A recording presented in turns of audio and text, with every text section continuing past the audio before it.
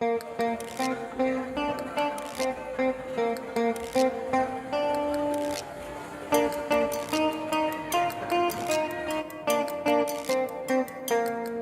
infections sexuellement transmissibles constituent un véritable problème de santé en Afrique et particulièrement en Côte d'Ivoire. Notre pays, comme d'autres en Afrique de l'Ouest, présente hélas un faible niveau de prise en charge de ces maladies. Le docteur Alain Yeo est responsable du laboratoire de bactériologie de l'Institut Pasteur d'Abidjan. Nous avons une prévalence concernant l'infection à VIH qui est de l'ordre de 3,7, donc une prévalence qui est la plus élevée au niveau de l'Afrique de l'Ouest. En dehors du VIH, il y a d'autres infections, notamment l'infection au gonocoque, donc due à Neisseria gonorrhoeae, l'infection à Chlamydia trachomatis, à Mycoplasma genitalium et également au HPV qui est le papillomavirus humain. Donc pour ces infections, nous avons véritablement des problèmes. En termes de diagnostic précoce, également en termes de prise en charge efficace. Donc, nous comprenons également, pour les molécules de prise en charge, il y a de plus en plus de résistance, surtout ce qui concerne la prise en charge du gonocoque, et qui fait l'objet d'une surveillance mondiale.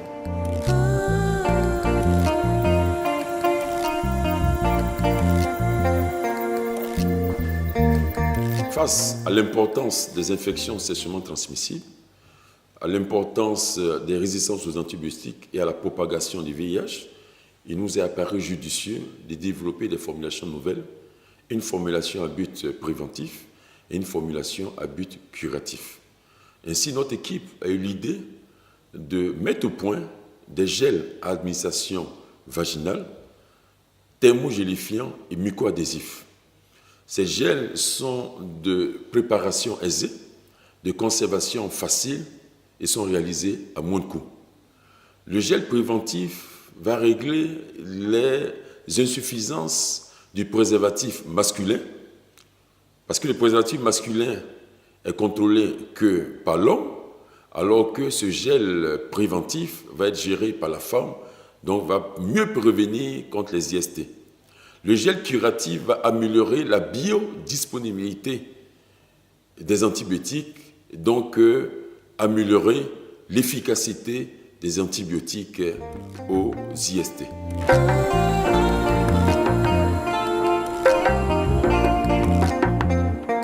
Naturellement, certaines bactéries de flore vaginale détruisent les germes, mais pas suffisamment. Le concept de ce gel préventif consiste tout simplement à renforcer les défenses naturelles. Un partenariat a été mis en place entre la faculté de pharmacie et l'Institut Pasteur de Côte d'Ivoire. Nous menons des études sur la flore vaginale et les études menées ont mis en évidence plusieurs espèces bactériennes. Et parmi ces espèces, Lactobacillus est l'espèce la plus importante en termes de protection. Et dans la grande famille des Lactobacillus, Lactobacillus crispatus est celle qui a le meilleur pouvoir inhibant. Mais cette bactérie n'est pas en grand nombre dans les études que nous avons menées. Voilà pourquoi, dans le cadre de ce projet, il sera incorporé dans le gel pour accroître ce pouvoir inhibant vis-à-vis des bactéries et de façon spécifique vis-à-vis du gonocoque.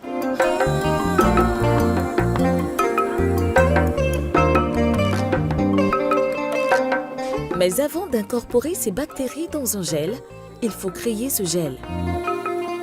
C'est ici, dans les laboratoires de la faculté de pharmacie, que l'équipe du professeur Armand Kofi met au point ce gel.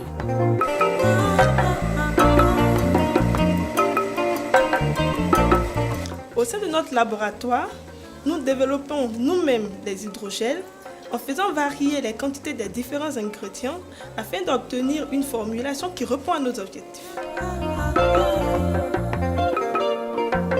Ces objectifs sont mesurés dans ce même laboratoire grâce à des appareils acquis dans le cadre de ce programme.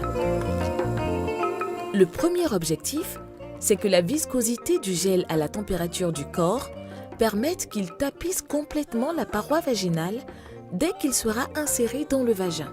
C'est ce que mesure cet appareil, le rhéomètre. nous constatons que le produit est liquide à la température ambiante entre 20 et 25 degrés, donc facile d'administration. Et une fois dans le vagin, donc à la température du corps, le produit se gélifie donc en 30 et 37 degrés. Et cette gélification facilite l'adhésion et évite les fuites au cours des rapports sexuels. Le deuxième objectif, c'est que le gel soit suffisamment élastique pour qu'il adhère continuellement à la paroi vaginale et ne se détache pas pendant le rapport sexuel. C'est ce que mesure le texturomètre. Plus cette courbe est importante, plus la force d'adhésion du gel est importante. Cela montre qu'à l'application de ce gel, on aura une bonne adhésion sur toute la muqueuse vaginale. La suite du processus se déroule à l'Institut Pasteur. Une fois que les lactobacilles sont ajoutés, il faut vérifier que les gonocoques seront bien éliminés par ce gel. Le docteur Clémence Nguesson dépose une goutte de gel dans une petite boîte de pétri, puis ajoute un liquide de culture et enfin quelques gouttes contenant des gonocoques. Cette boîte, ainsi que les témoins, sont déposés en étuve pendant 72 heures pour laisser le temps aux gonocoques de se reproduire en grand nombre.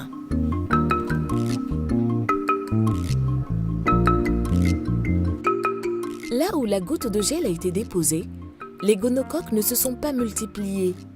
Ils ont bien été détruits par les lactobacilles contenus dans le gel.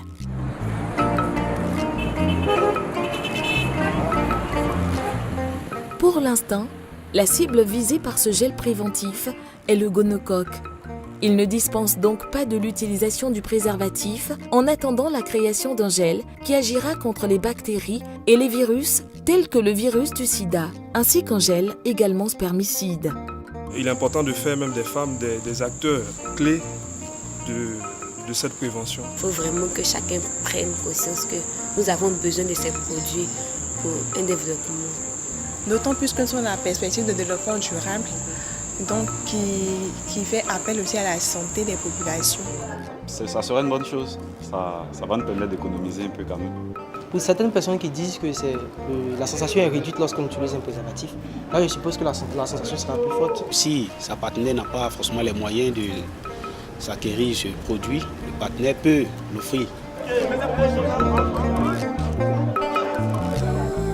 Ce gel-là va prévenir les infections sexuellement transmissibles.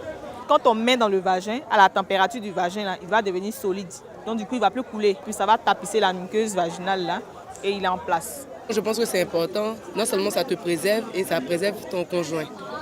Sans qu'il le sache, ou s'il veut, ou s'il ne veut pas. Il a un autre avantage, c'est que le gel, il est aussi lubrifiant. Donc pour les femmes qui ont des problèmes de sécheresse vaginale, elles pourront l'utiliser.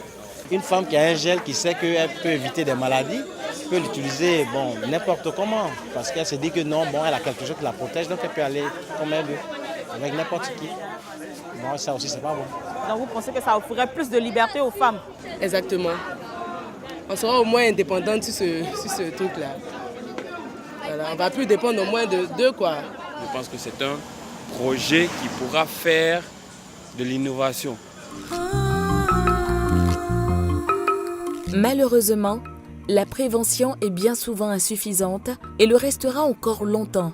Beaucoup de femmes se présentent en consultation avec des signes avancés d'infection vaginale.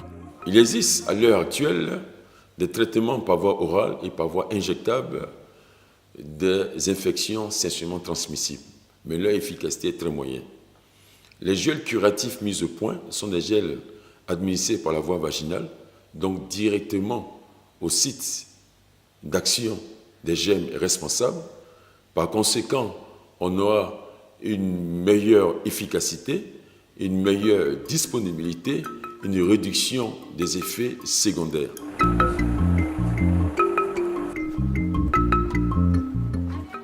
C'est dans ce même laboratoire de la faculté de pharmacie que l'équipe du professeur Armand Kofi met au point le deuxième gel, celui à but curatif.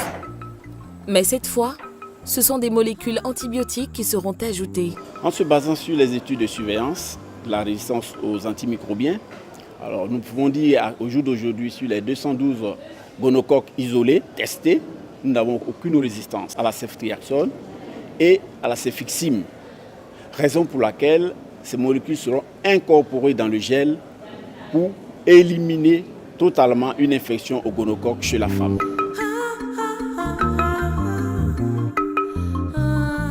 Mais il faut maintenant s'assurer que ces molécules antibiotiques réussiront bien à pénétrer la muqueuse vaginale afin d'atteindre les gonocoques. Pour démontrer cela, les scientifiques utilisent une muqueuse vaginale de porc. Un échantillon est placé dans un équipement spécifique acquis dans le cadre de ce programme, le Dual Chamber. La muqueuse est fortement compressée, introduite dans l'appareil, puis le gel contenant les antibiotiques est ajouté à son contact. On applique alors un courant électrique à travers la muqueuse vaginale. On constate une variation brusque de la différence de potentiel. Cela montre donc un passage de l'antibiotique du gel vers l'intérieur de la muqueuse vaginale. Dans le cadre de ce programme, nous avons mis en place une collaboration efficace avec l'Institut Pasteur d'Abidjan pour tout ce qui concerne les évaluations microbiologiques. De nombreuses techniques microbiologiques ont été développées pour évaluer les formulations probiotiques. Ce programme nous a fait entrer dans un nouvel axe de recherche non exploré jusqu'à présent par notre laboratoire. Il s'agit de la biotechnologie qui consiste à manipuler des bactéries vivantes, à maîtriser la culture pour mettre au point des médicaments innovants. Après 5 années d'intense et difficile travail, réunissant une quinzaine de personnes de différentes disciplines, les molécules actives, les germes, les matières premières pharmaceutiques qui seront incorporées au gel ont été déterminées et des centaines de tests en laboratoire ont été réalisés. Actuellement, les tests de conservation de l'efficacité des gels dans le temps sont en cours. Mais en Côte d'Ivoire, jusqu'à présent, aucune des industries pharmaceutiques n'a jamais fabriqué autre chose que des médicaments génériques. Armand Kofi a réussi à convaincre l'une d'elles de se lancer dans l'aventure.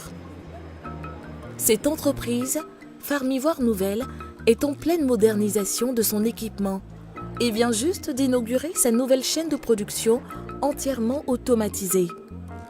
Elle dispose maintenant de 2 chaînes de production, dont l'une sera dédiée à la fabrication de ces gels. Farmivoire Nouvelle est une industrie pharmaceutique locale spécialisée dans la fabrication de solutés injectables. À côté de ces produits génériques, nous sommes prêts à relever le défi de la fabrication de gels innovants. Ainsi, l'Université Félix Houphouët-Boigny et plus précisément la faculté de pharmacie et Farmivoire Nouvelle ont entrepris un cadre de collaboration. Et cette collaboration est une très grande innovation dans le secteur pharmaceutique en Afrique.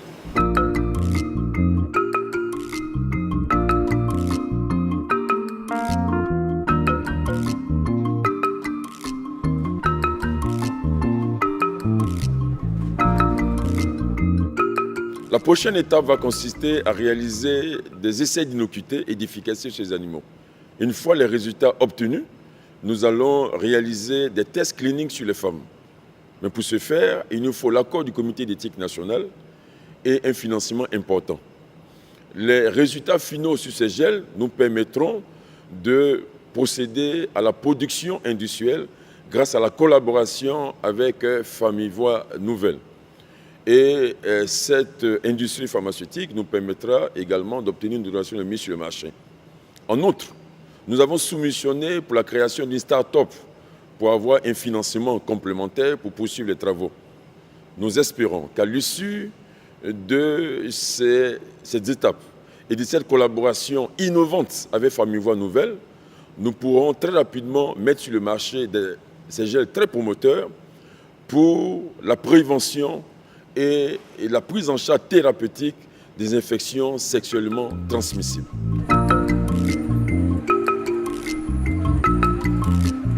Ces 10 programmes ont permis de réelles avancées dans les domaines de la santé et des technologies.